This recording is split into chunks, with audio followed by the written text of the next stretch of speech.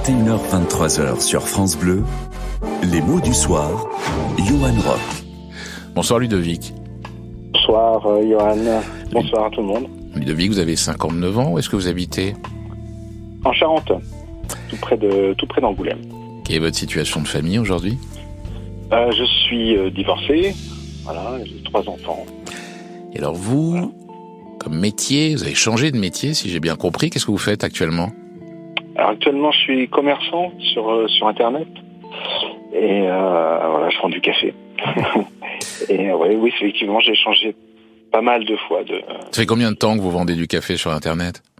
Maintenant ça va faire une bonne dizaine d'années. Bon, donc l'affaire est lancée, ça tourne et oui, ça marche bien. Ouais, ça marche, tout à fait. Alors vous avez été sous l'emprise pendant 20 ans de la scientologie. Avant d'en sortir, vous allez m'expliquer comment vous y êtes entré, par quelles étapes vous êtes passé, et puis en quoi cette organisation qui est répertoriée en France comme une secte, en quoi la scientologie a chamboulé votre vie et puis votre être, parce qu'on n'en sort pas indemne, j'imagine. J'aimerais qu'on commence par le début, comme on le fait souvent dans cette émission.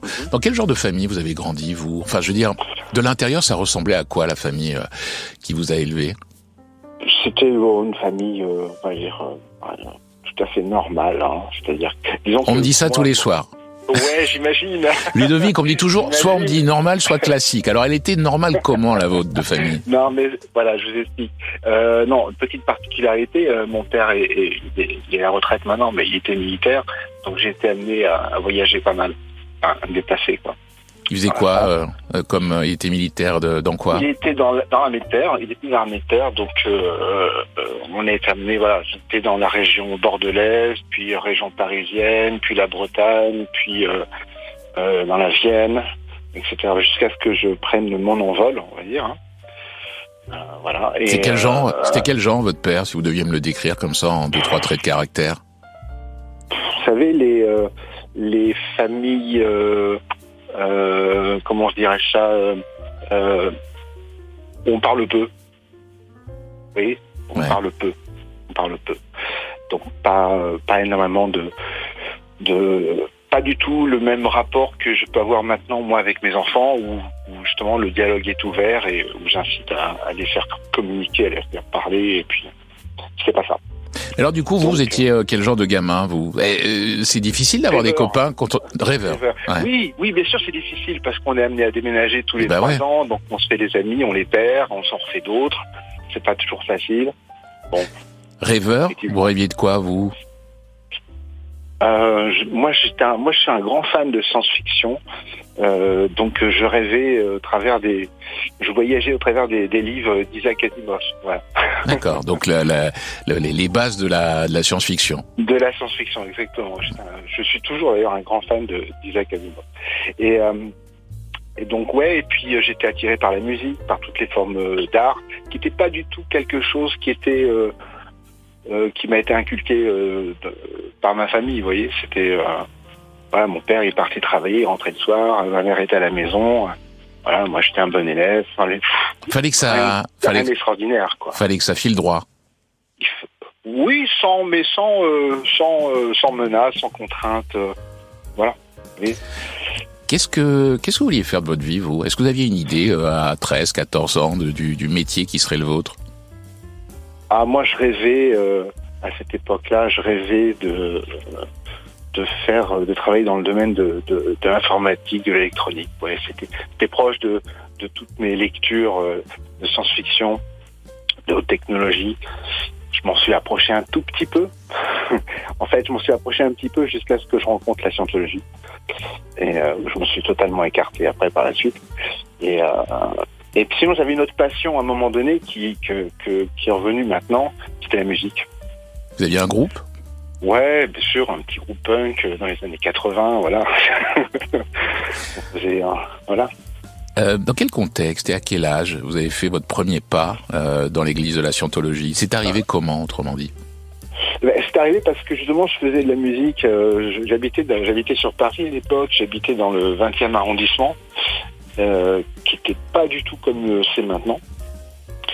C'est-à-dire que j'habitais dans le quartier de La Réunion.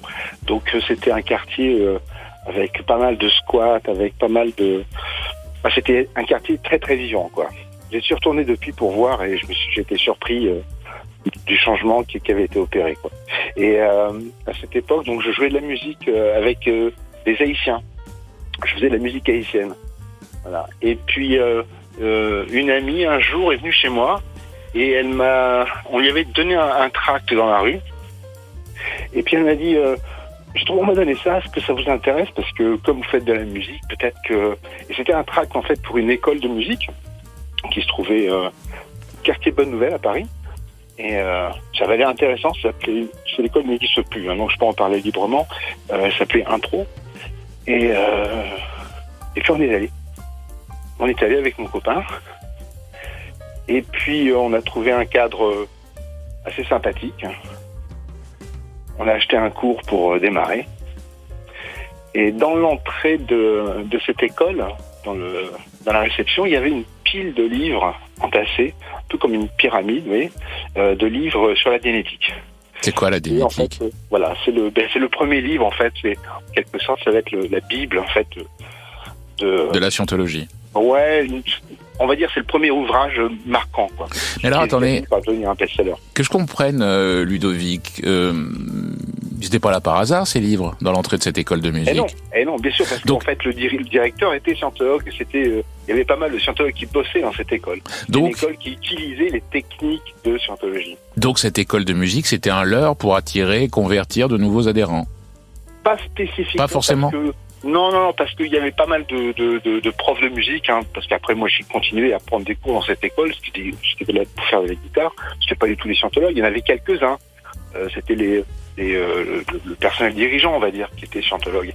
Et bien sûr le livre n'était pas là par hasard, c'était en fait pour le vendre, et puis éventuellement, effectivement, pour amener après des gens dans le... Mais vous l'avez spontanément pris, ce livre, lu? Alors, c'est pas moi qui l'ai pris, non, c'est ça qui est drôle, c'est pas moi, je l'ai pas pris, ça m'intéressait pas du tout. Moi, je voulais travailler la guitare, et c'était, à l'époque, j'avais une copine qui, elle l'a acheté, et qui a trouvé ça super intéressant. Elle le mangeait littéralement tous les soirs, quoi. Mais et j'étais sans rentrer dans les détails, en gros, c'était quoi l'idéologie en une phrase ou deux? C'est compliqué de résumer une idéologie en 2 phrases. Mais qu'est-ce qu'il disait, ce bouquin? Ah oui, c'est très simple. En une phrase, enfin en 3 phrases, disons. La génétique, c'est la science de la puissance de la pensée sur le corps. En gros, on va vous débarrasser des aberrations physiques et mentales qui sont occasionnées par des modèles de pensée aberrés. Voilà. Et ce livre décrit une technique pour vous en débarrasser et puis pour vous rendre clair, c'est-à-dire libéré de toutes les aberrations mentales et physiques. Ça veut dire plus de maladies psychosomatiques, plus de modèles de pensée aberrés. Donc on devient maître de son destin, n'en déplaise à la société autour. C'est ça, en quelque sorte. On peut simplifier comme ça, tout à fait. Votre ami est happé, vous me dites, par le contenu de ce bouquin. Qu'est-ce qui fait que vous allez mettre un doigt dedans et puis toutes les phalanges après? Elle va m'en parler. Je vais la voir, elle m'en parle. Et puis elle essaye d'appliquer les techniques de ce livre sur sa copine. Et puis je trouve ça intriguant, intéressant, ce qui m'amène à en parler après au directeur de l'école en lui demandant qu'est-ce que c'est, quoi. Parce que vous avez tous ces bouquins là, mais c'est quoi la génétique? Qu'est-ce que c'est? Et j'étais intéressé, j'étais intrigué. Et sans perdre une seconde, il a pris son téléphone, il a composé un numéro, et il me l'a tendu combiné, et je me retrouvais en ligne directement avec, comment on va appeler ça, un conseiller orienteur, en fait un commercial, pour faire très simple, de la scientologie. Qui m'a donné rendez-vous le soir même pour m'expliquer tout ça. Le mot scientologie, il est prononcé à ce moment-là? Non, pas du tout. Est-ce que... Parce qu'on parle de génétique, ouais. On parle pas de scientologie. Quand bien même il l'aurait été vous, ça vous parlait ce mot-là, scientologie? Ça me disait j'avais déjà entendu parler. La preuve en est que quand le soir je me suis présenté devant le bâtiment, pendant que c'était à l'époque la rue Legendre, j'ai aperçu le nom scientologie sur la façade. Et je me suis arrêté avec ma copine et je me suis dit, mais c'est une secte ce truc. parce que j'avais vu un reportage à la télévision qui en parlait. Ça m'avait marqué. Et mais bon, j'avais eu quelqu'un de très sympathique au téléphone, vraiment très agréable. Je me suis dit bon, ils vont pas nous manger. On va voir. De toute façon, on vient juste se voir, quoi. Et on est allé. Vous avez été saisi par ce premier échange avec ce cadre, si je puis dire, de la secte scientologue?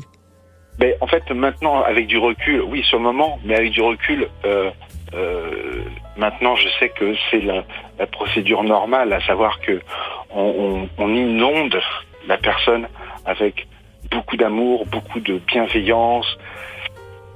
Mais moi, j'ai considéré ça comme un bon accueil, quoi, quelque chose de très humain, quelque chose de, voilà, c'était appréciable, quelqu'un qui vous reçoit et puis qui va vous poser des questions très personnelles, puis voilà, sans vous forcer. Et bon, ça a duré 2 heures, en gros, 2 heures dans son bureau à discuter, et puis j'ai fini par sortir mon chéquier, quoi, à la fin. Ouais. Votre chéquier, alors c'est marrant que vous disiez ça, parce qu'il y a quelques années, j'avais un documentaire sur la scientologie qui disait que d'abord, c'était une entreprise commerciale, dont le but, c'était de faire de l'argent par des moyens détournés, illégaux, que la loi et la morale peut réprouver, mais que d'abord, c'est une affaire commerciale. D'argent, en fait, il a tout de suite été question. Il a été question dès lors où après avoir abordé... Le discours, en fait, c'est...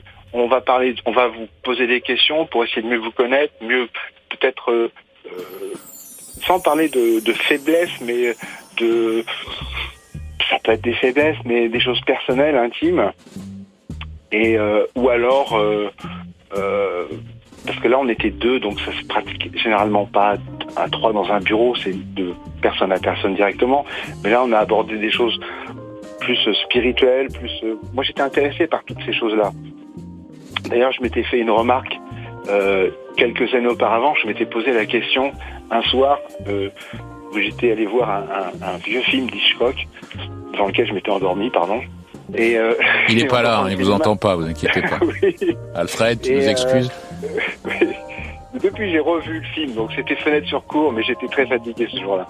Et je m'étais dit en sortant de la salle, il doit exister quand même quelque chose qui réunisse la science et la religion. C'était vraiment mon idée, sachant que moi j'avais une approche scientifique à la base, de par mes études, etc. Et la religion m'intéressait pas, mais je me disais quand même il faudrait quelque chose pour les réconcilier. Et quand j'ai eu cet entretien avec cette personne, je me suis dit mais voilà une théorie, voilà une philosophie qui va rallier les deux. Ça tient la route. Vous avez dit ça tient la route. Oui, voilà, ça tient la route, exactement. Vous avez dit un truc, vous avez dit dans ce bureau, avec cet homme-là, il y avait de l'amour, il y avait de la bienveillance. Ouais. Sans tomber dans la philosophie de comptoir, vous pensez que vous en manquiez d'amour à ce moment-là, vous? Et de bienveillance?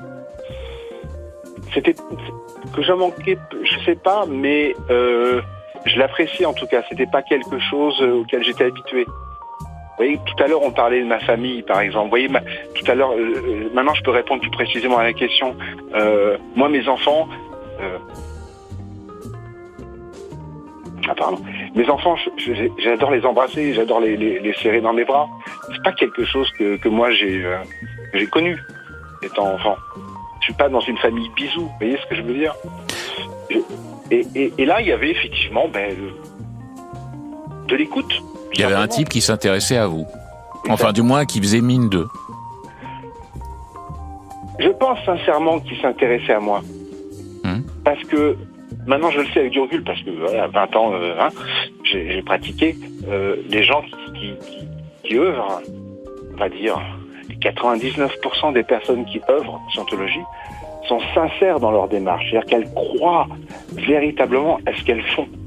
Il y a quelques individus très haut placés qui n'ont pas du tout de bonnes intentions, mais bien sûr, ils avaient une nécessité de faire rentrer de l'argent, ça c'est clair.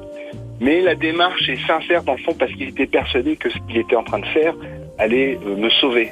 C'était pour le bien, pour votre bien. Ouais. Restez avec moi, Ludovic, on va poursuivre cet échange. Vous allez me raconter comment vous avez évolué à travers les différentes strates de cette organisation, secte, qu'on nomme la scientologie. Vous m'avez parlé de ce premier rendez-vous, Ludovic, décisif, à l'issue duquel vous avez sorti votre carnet de chèques. Vous en étiez où, vous, de votre vie à ce moment-là? Vous étiez en couple, vous aviez déjà un travail, vous viviez encore chez vos parents? Comment ça se passe? Là, ouais, j'étais sur Paris à cette époque, donc j'étais en couple, on va dire, j'avais une copine simplement, voilà, sans aller plus loin. Et oui, j'avais un travail, j'étais fonctionnaire au service technique de la navigation aérienne, donc un département de la direction générale de l'aviation civile. Voilà, oui, donc il y avait un petit lien avec ce que faisait votre père. Bah, c'était dans l'univers militaire, non? Non, ouais, pas... non, c'était civil. Là, seulement, ah, civil, d'accord, pardonnez-moi. Ouais, non, c'était l'aviation civile, hein, donc voilà, j'avais un job malheureusement totalement inintéressant, mais bon, voilà, je me suis retrouvé là suite à ma formation que j'avais fait à Toulouse.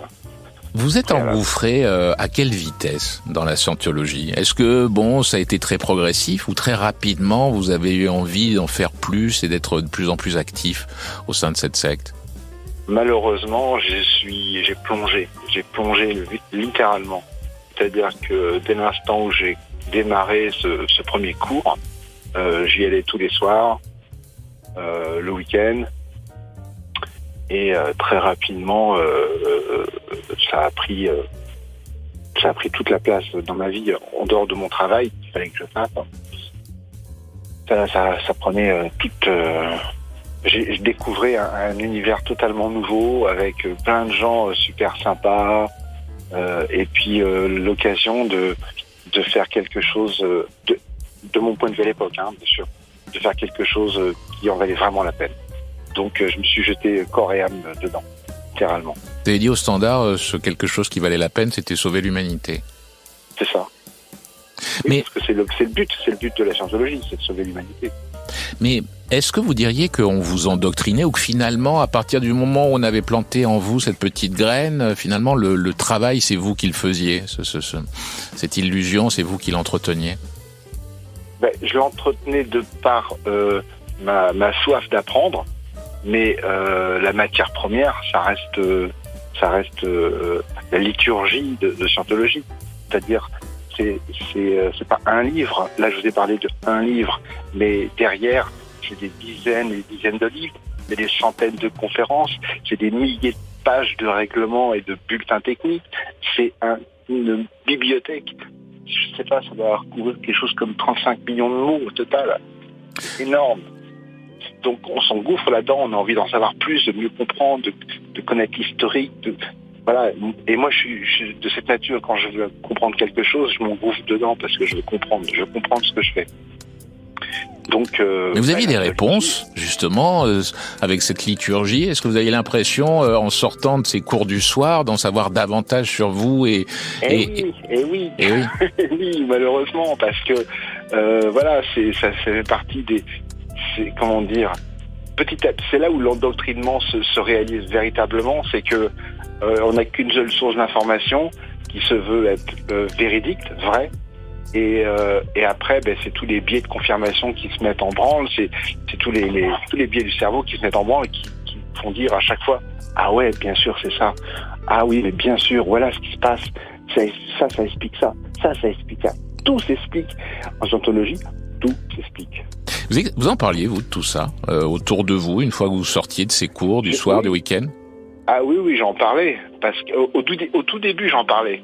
Parce que voilà, je faisais du prosélytisme naturellement autour de moi. Qu'est-ce qu'on vous disait? À mon travail. J'ai pas grand-chose.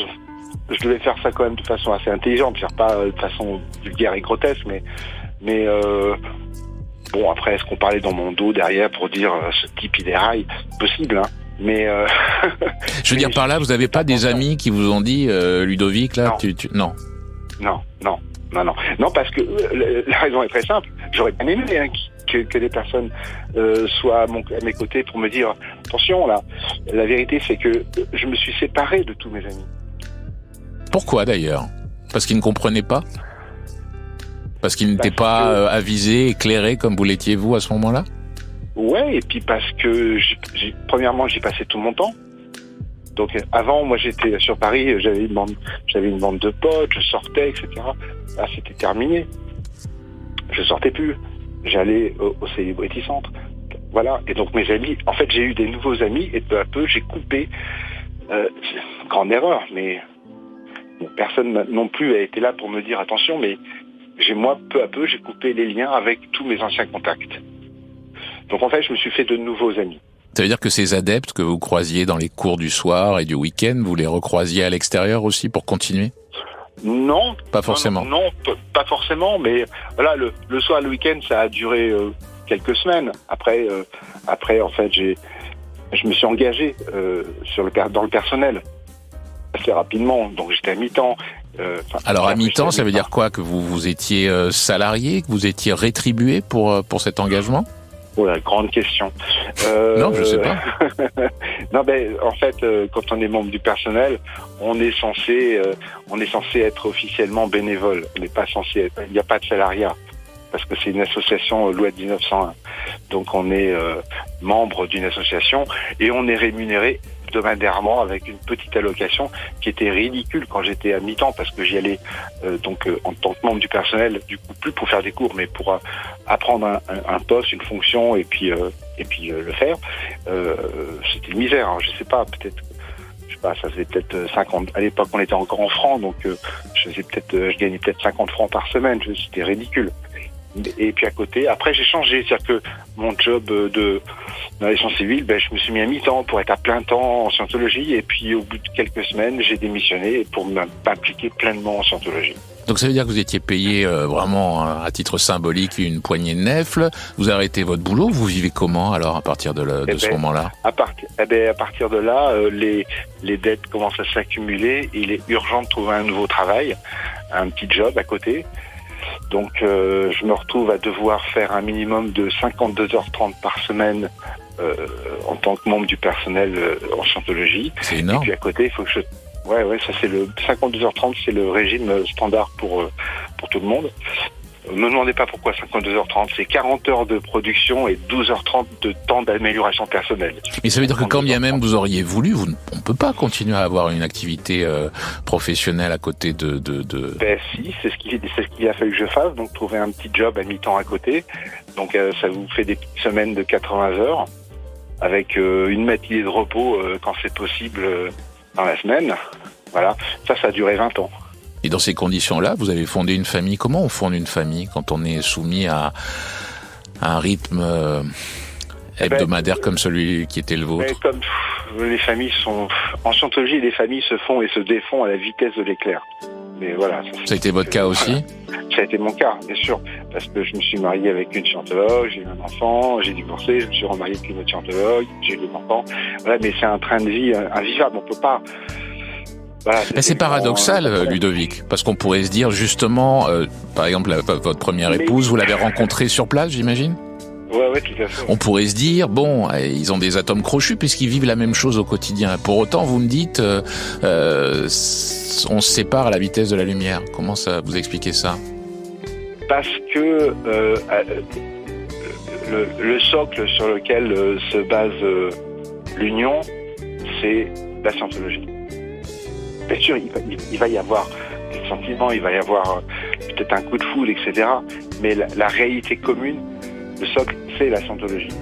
Et dès lors, ce qui était mon cas, moi je parle pour moi, après les autres je sais pas, mais en ce qui me concerne, dès lors où c'est devenu compliqué pour moi d'œuvrer en scientologie, c'est-à-dire que je me retrouvais avec des difficultés à faire mon job, à cause des dettes que j'avais, à cause du peu de temps que j'avais à compter. Tout ça se mélange, vous voyez, et ça devient ineffricable au bout d'un moment. Ce qui était le cas pour mon premier mariage. Voilà, pour le deuxième, c'était différent. Parce que elle m'a aidé à en sortir, en fait. Elle a grandement contribué au fait que j'arrête. C'est toujours votre épouse aujourd'hui ? Non, on est divorcés. D'accord. Vous avez eu 4 enfants. Ouais. Vos enfants, de ce que j'ai cru comprendre, enfin du moins certains, vous ne les avez pas tenus à l'écart de la secte. Ça veut dire que vous les avez initiés à votre manière ? Alors, ça c'était pour mon premier fils. Lui, il était... voilà, il venait le soir dans mon bureau. Voilà, enfin, il faisait partie... il était chez lui. Il venait voir papa travailler. Il était chez lui. Donc lui, il a été éduqué selon les principes de la scientologie. Principe totalement stupide, mais bon, c'était le cas.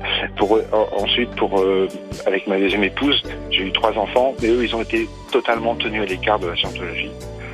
Voilà, totalement tenus à l'écart. Donc, ils ont échappé à tout ça.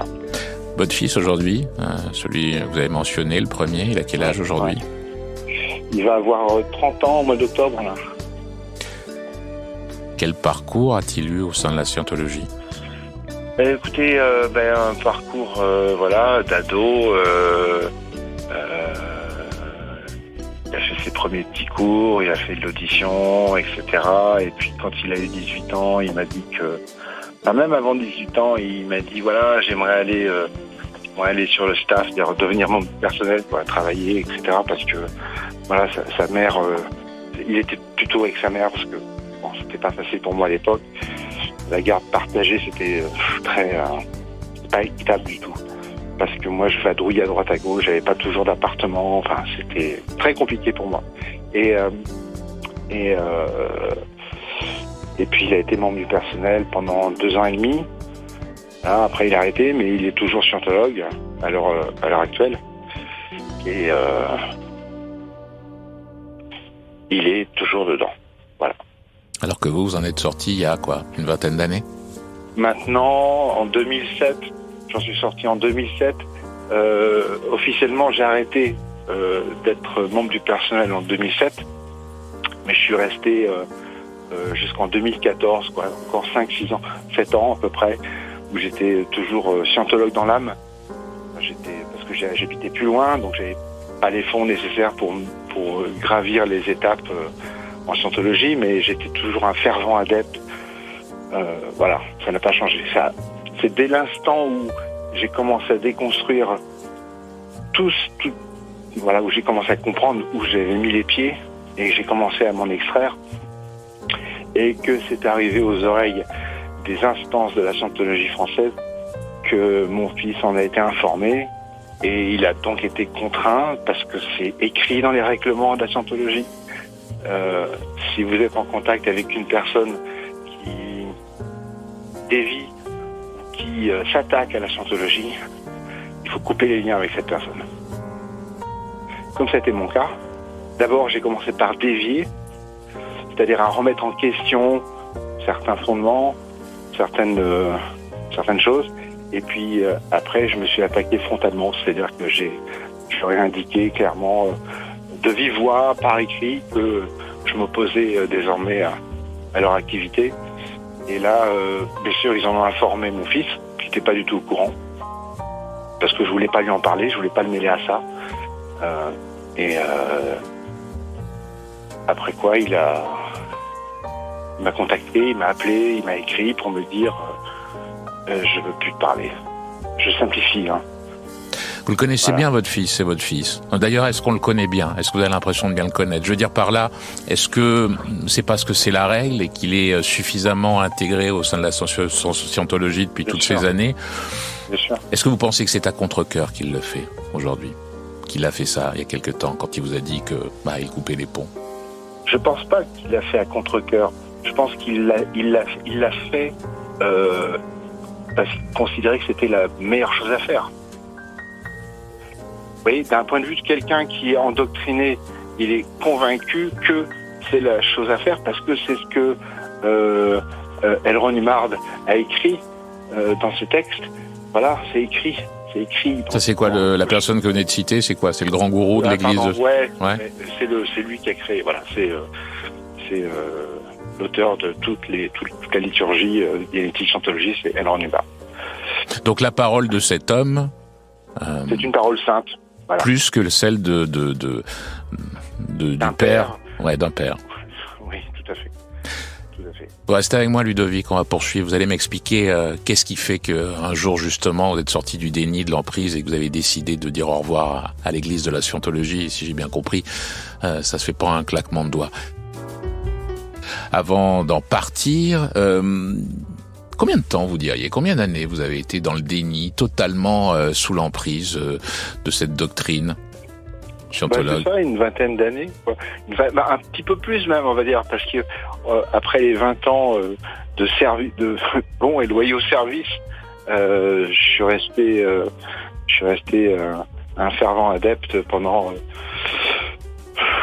2 ans, et puis après j'ai commencé à déconstruire petit bout par petit bout. Mais qu'est-ce qui fait que vous avez commencé, comme vous dites, à déconstruire? Est-ce qu'il y a eu un événement fondateur, ou est-ce que c'est au bout d'un moment à voir peut-être que toutes ces réponses dont vous pensiez avoir les réponses, finalement, elles n'étaient pas aussi probantes que ça?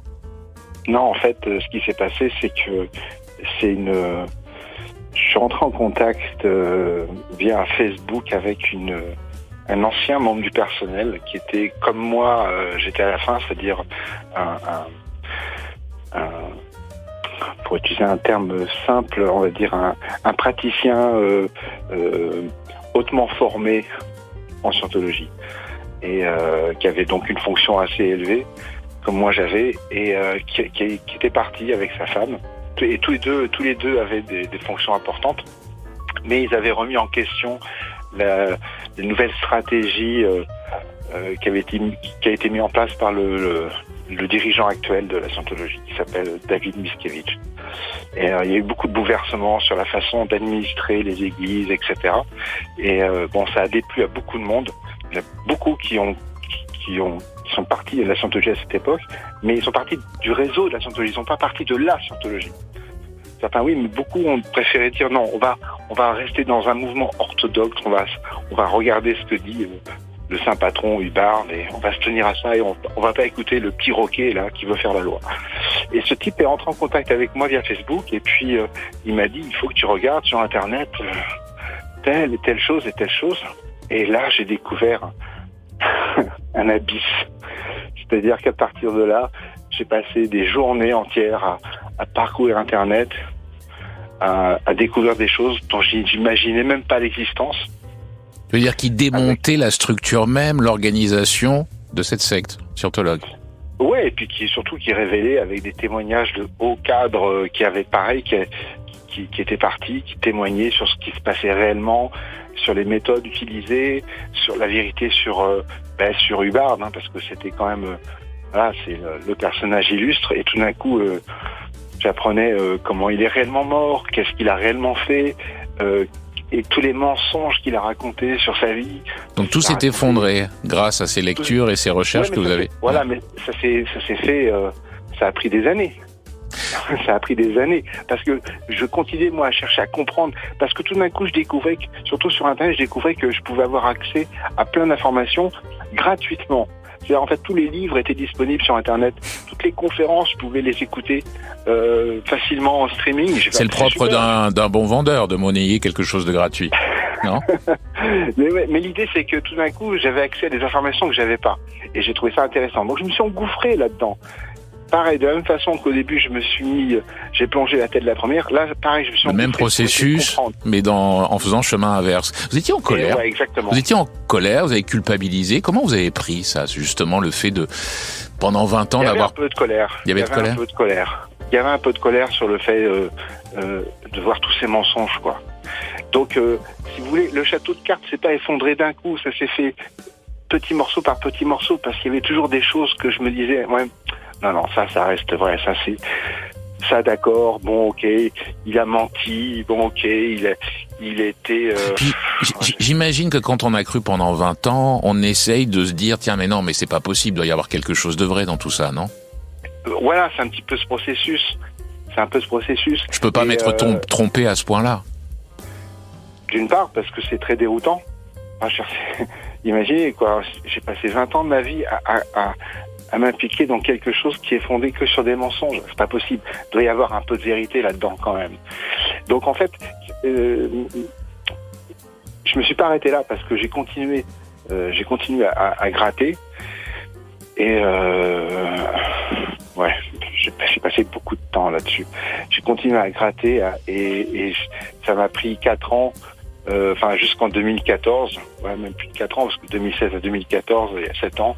Ça m'a pris 7 ans pour arriver au point où je me suis dit, c'est bon maintenant. Donc ça fait 10 ans, vous en êtes vraiment sorti. Ouais. pensez que ce chemin-là, celui que vous avez fait, votre fils pourrait l'accomplir, celui à qui vous ne parlez plus parce qu'il est sous l'emprise toujours de la scientologie? C'est une excellente question, mais le problème c'est que moi je parle de mon cas à moi, et en fait ce qui se passe c'est que, je vais prendre un autre exemple, je vais prendre celui de mon ex-épouse. Elle était scientologue, mais elle était peu impliquée, elle n'était pas formée techniquement, elle n'a pas fait beaucoup de cours, elle n'a pas reçu beaucoup d'auditions, elle n'a pas fait énormément de choses. Pour elle, c'était facile d'en sortir. Elle a juste dit ça ne m'intéresse pas. Parce que voilà. Mais moi, j'ai tellement dévoré d'informations, il a fallu que je les extrais une à une. Vous voyez, donc ça dépend du niveau d'implication qu'on a au préalable. Mais... Moi, j'ai connu des gens qui sont partis du jour au lendemain et ils allaient très bien.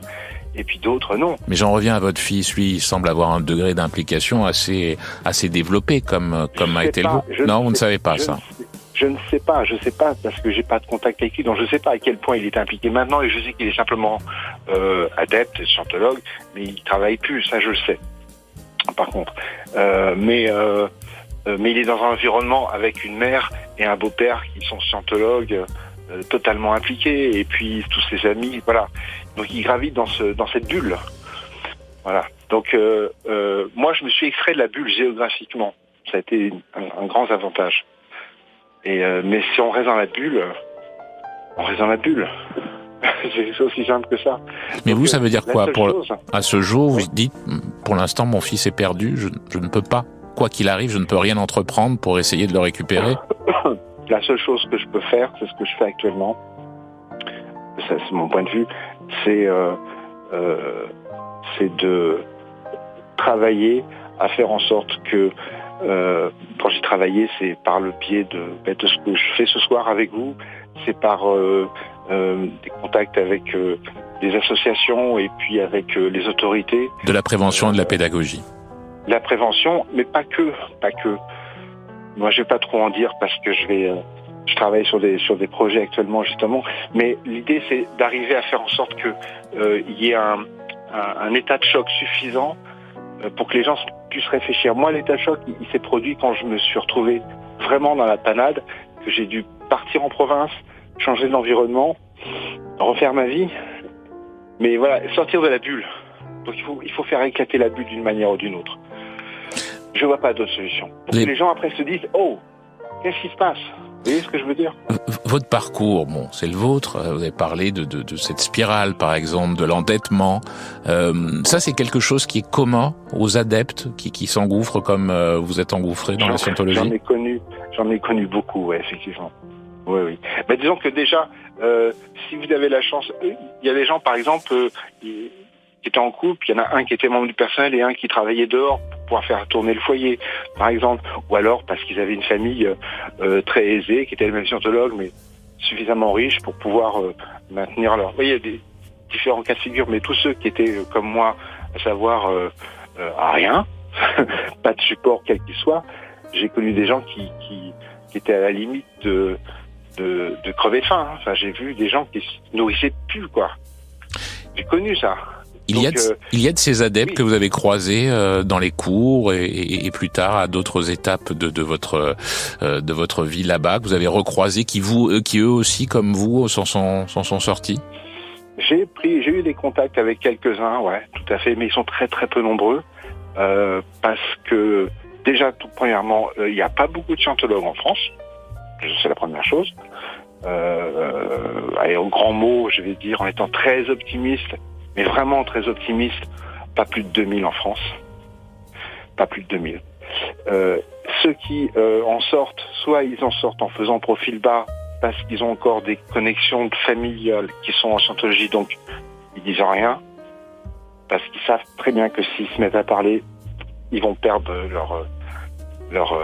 perdons tout. La famille, et voilà. Et puis il y a ceux qui se sont égarés dans d'autres dérives sectaires plus ou moins stupides. Voilà. Ma dernière question, Ludovic, est-ce que rétrospectivement, si vous refaisiez le match, vous diriez que vous présentiez un profil intéressant pour la scientologie, prédisposé, je puis dire? Oui, je pense. Oui, je pense, parce que j'étais bonne volonté, j'étais une facilité à étudier facilement. Et c'est ça qui est paradoxal quand on vous écoute. C'est-à-dire que vous êtes quelqu'un qui sait faire fonctionner son cerveau et que pour autant, vous êtes fait endoctriner. Alors qu'on aurait tendance à se dire, quand on sait se servir d'un outil comme le cerveau, a priori, on est exempt de ce genre de guet-apens. Oui, mais j'ai quand même beaucoup réappris depuis. Je me suis quand même beaucoup amélioré depuis que j'en suis sorti. Moi j'ai croisé des ingénieurs de haut niveau, j'ai croisé des médecins, des gens très haut formés qui se vouaient corps et âme à la scientologie. C'est indépendant, c'est le problème de ces mouvements, c'est-à-dire que il y a des choses qui vont s'aligner avec je sais pas comment expliquer ça, c'est pas évident à expliquer, c'est pas parce qu'on est brillant qu'on échappe à une dérive sectaire. Voilà, ça n'a absolument rien à voir. On l'aura compris. C'est quoi votre avenir aujourd'hui? Vous avez envie de quoi? Alors, il y a le café, j'ai bien compris, ça c'est votre... Oui, pas le café, c'est pour vivre, mais... Ah, bon. J'aime bien. Ben, j'espère, si ça occupe vos journées, 10 ans de votre vie maintenant, professionnellement, vous avez envie de quoi aujourd'hui? Justement, quand on a vécu 20 ans sous cloche, comme ça, c'est quoi les projets, par exemple? Mes projets, moi, c'est la musique. Je me suis remis à la musique. C'était mon meilleur médicament pour calmer mes crises de déprime. Et puis voir mes enfants grandir. Ils vont tous très bien, tous les 3 vont très bien. Le premier, je sais pas, mais les 3 derniers vont très bien, ils grandissent. Ils s'épanouissent. Leur offrir le meilleur cadre et puis peut-être retrouver une âme sœur, parce que bon, voilà. Gardez espoir pour votre fils? Vous pensez qu'un jour peut-être? Oui, bien sûr. J'espère, toujours, je garde espoir. Bien sûr. Je remercie Ludovic d'être venu dire de manière aussi explicite et compréhensible que la complexité de cet engrenage qu'est la secte de la scientologie ce soir sur l'antenne de France Bleu. Merci de m'avoir écouté. Portez-vous bien. Merci, au revoir. Salut.